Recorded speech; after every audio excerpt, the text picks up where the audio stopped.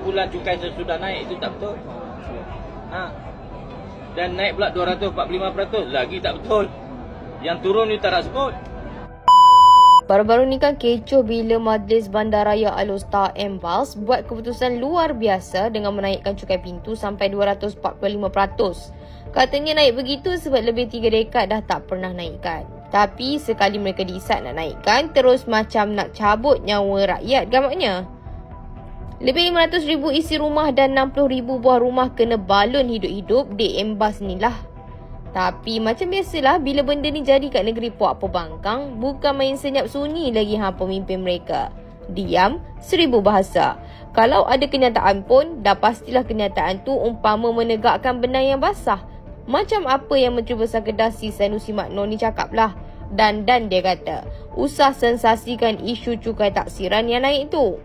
Sebab katanya ada juga yang turun. Bukan semua kena 245% tu Yang turun, hampa tak heboh katanya. Sanusi juga beri alasan yang konon nak ikut standard KPKT di mana pendapatan kena lebih 100 juta baru layak bergelar Majlis Bandaraya. Bila dah tak cukup duit, maka rakyatlah jadi mesin kutip hasil kan? Hai, cubalah kalau kenaikan tu berlaku di negeri kerajaan persekutuan. Mahu gegak gempita mereka buat bising. Mesti besar-besaran demo dan siri himpunan mereka lakukan. Tapi bila kena tang mereka, dalilnya pastilah berubah hukum, ya tak? Halal untuk PAS, haram untuk orang lain. Gitu. Kesian penduduk Alor-Star ya. 2 kali mereka ditikam belakang oleh kerajaan negeri sendiri.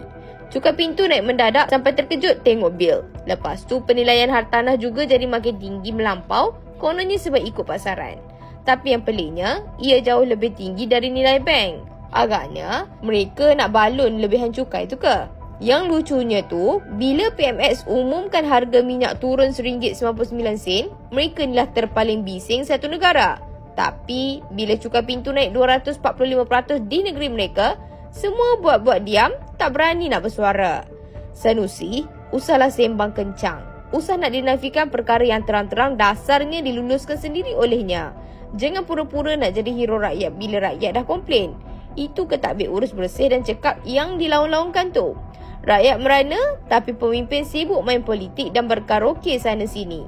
Layak ke orang macam ni mendapat undian lagi? Fikir-fikirkanlah.